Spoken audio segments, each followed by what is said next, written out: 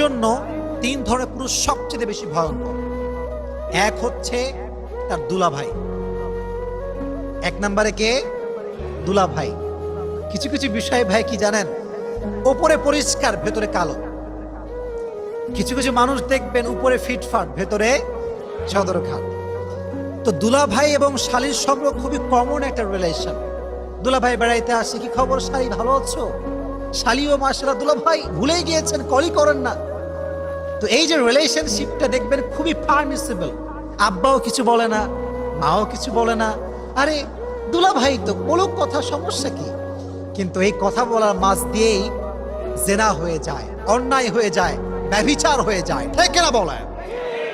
এক নাম্বার পুরুষ হচ্ছে দুলাভাই। এক নাম্বার কি? দুলাভাই। বোনেরা আমার, আপনার দুলাভাই আপনার জাহান্নামে যাওয়ার কারণ হবে। এজন্য দুলাভাই এবং শালীর যে মিষ্টি মিষ্টি সম্পর্ক, ফোনে ফোনে আলাপ, এটা কি হালাল না হারাম? এক নাম্বার পুরুষ, মারাত্মক ডেঞ্জারাস পুরুষ এইটা। দুই নাম্বার পুরুষ হচ্ছে আপনার দেবর। দুই নাম্বার পুরুষের নাম কি? আপনারা কথা বলেন, দুই নাম্বার পুরুষের নাম কি? দেবর। বেশিরভাগ নারী জাহান্নামে যাবে